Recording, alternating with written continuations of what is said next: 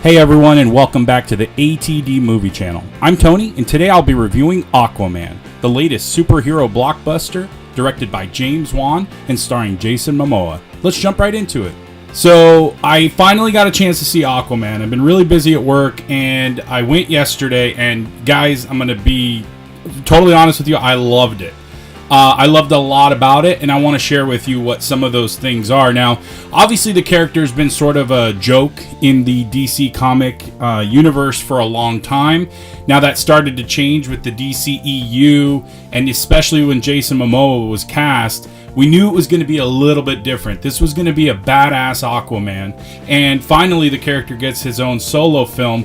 Fans of Entourage on HBO remember that there was a storyline in that TV show where there was an Aquaman film made.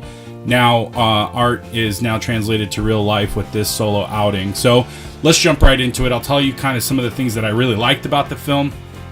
Most obvious for me are the characters, and I'll start specifically with the heroes.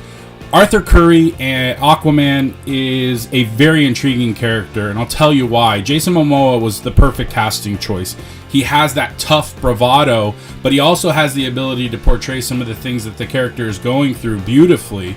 And some of those things are that this is a troubled and conflicted character in what his destiny is and whether or not he really wants to be a part of that destiny. The other thing I liked about this character and the way they portrayed him in the film is he's kind of an average guy in some ways.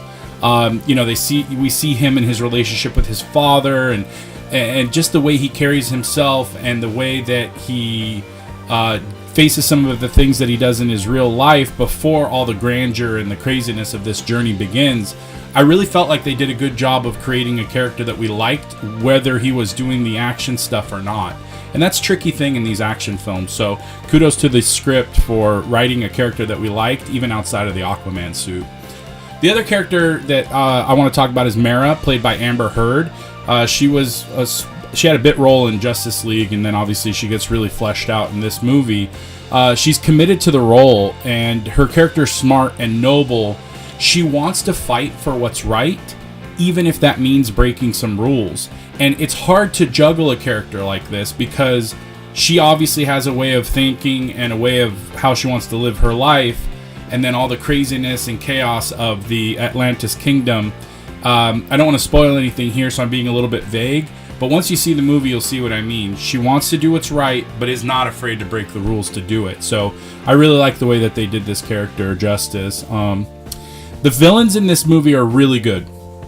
King Orm is played by Patrick Wilson, who somewhere along the lines in his career has just been typecast as villains, but it's okay because he's a great actor.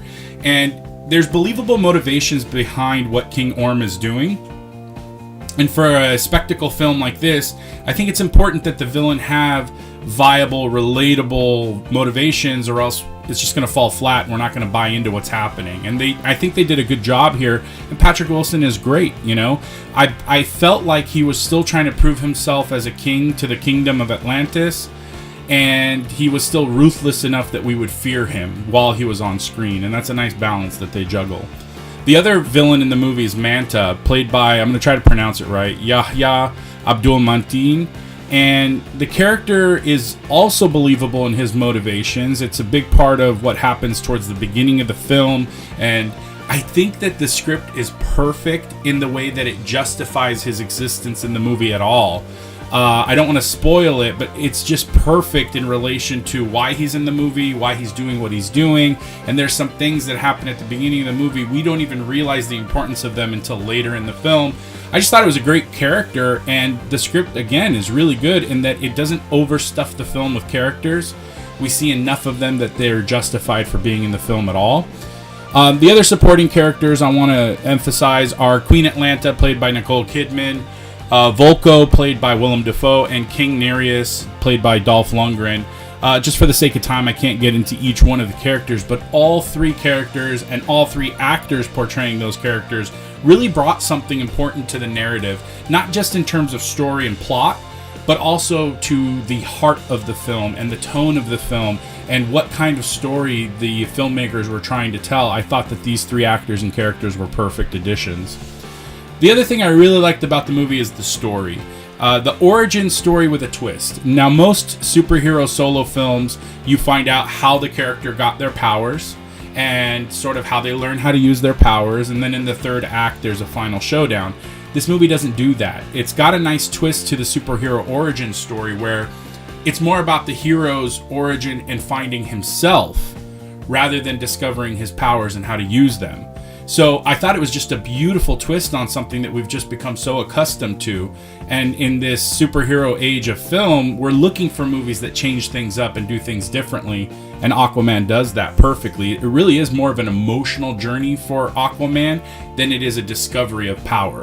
And that kind of twist on the usual is really interesting. The other thing I liked about the story is that it's globetrotting. There's scenes from all over the world, whether you're talking about underwater in Atlantis, to the Sahara, to Sicily and Italy. It brought a globetrotting element to it that I thought made it interesting. We don't see a lot of that. Maybe the Avengers films do it a little bit, but overall we don't see a lot of globetrotting in superhero movies. That's more left to the spy genre like James Bond or Mission Impossible. So it was really cool change. And then there's a MacGuffin in the movie, and a MacGuffin is really just, it's defined as something that the characters are after, and in most movies the MacGuffin could be anything. It really is irrelevant. It's just a reason for the journey. But in this movie, the MacGuffin is important. That's the tangible thing that they're chasing is critical to the story, and it's critical to the character's journey. And I'm like refreshed and surprised pleasantly because we don't usually get that. We just get this intangible or tangible thing that everyone is chasing to push the story and the plot along. In this movie, they found a real reason and a real tangible thing that needs to be found for our character's journey to finish. So kudos to them. The other thing I highlighted in my notes is that it's incredibly funny. And if you've read anything about the movie or seen any other reviews, you already know that. But Jason Momoa is funny, and his delivery is funny. I also think the fish out of water element, no pun intended, between Nicole Kidman on land, or Mera on land, or Aquaman in the sea, I think there's some funny aspects to the fish out of water element of this movie. And it's really good. I think you guys are going to find it as funny as I did. So the three things I look for in a movie, if you watch this channel at all, are the story, the characters, and the spectacle. I've already talked to you about the characters. I've already talked to you about the story. Now the spectacle. It's amazing. The special effects in this film are top-notch. The CGI is some of the best that I've ever seen. And I was personally very worried about how they were going to pull this off and make it look good. Atlantis is super creative. It's beautiful, and James Wan and company have created an amazing world that we believe can exist. And it's interesting how they've set rules to this underground world visually without using any dialogue or exposition. And it's just little things like how the characters control their animals, and no one says it out loud, but throughout the film you kind of get a better understanding of how they do that, why the animals are listening to them. It's fascinating in the way of storytelling without dialogue. And this movie does it really well. Just similar to the movie that I can think of off the top of my head is Inception. The world of Inception has rules, but that movie relied so heavily on exposition to explain it, where this one uses visuals to explain the rules of the world. The action is amazing. There is lots of CGI, but it's really good, high quality CGI.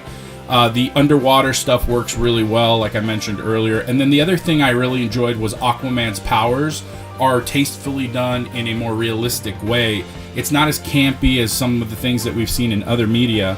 I feel like, talking to the fish could have been a really campy aspect to Aquaman's powers, but they incorporate it into the story and they give it a more realistic way or realistic reason why he would talk to the fish. And so finding ways to incorporate all of Aquaman's powers and making it interesting visually was a tough feat, and I think they did a really good job. Now, for me, the movie's not perfect, and no movie is really technically perfect, but one of the things I didn't like is that there weren't really any stakes. It just felt like we should have seen more of the real world implications and ramifications of what was happening underwater in Atlantis. They show a tiny little news clip of how what's happening underwater is affecting the real world, I say real world, but you know, the land. And I don't think they dove deep enough into that, because if the entire motivation for Aquaman to take the throne and become king is to stop the attack on land, then we need to see a little bit more about what those ramifications are in order for him to be motivated enough to do what he's doing. The other thing I felt like there was no real surprises. I mean, the movie structurally, plot-wise, story-wise, plays out exactly how we think it's going to. The ending is exactly what you can expect. No spoilers here, I'm just being honest with you. It's even ended with a nice little bow on top.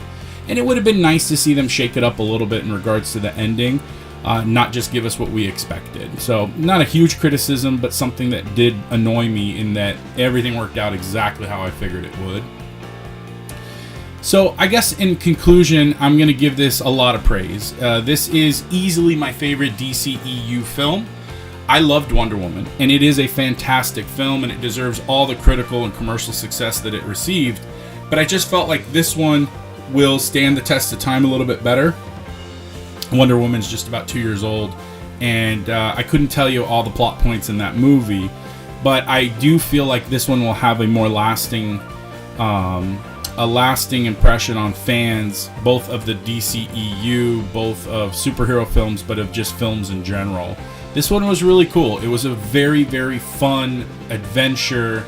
And again, I can't reiterate this enough, the twist on the storytelling in regards to the character finding himself versus the typical origin story was really cool for me. They did something very different that I think this was the perfect movie to take the risk with, something so different. So I can't recommend it highly enough. I highly suggest you go check it out. So, have you seen Aquaman? Did you see Wonder Woman? And did you like this one better or less? Let me know in the comments below.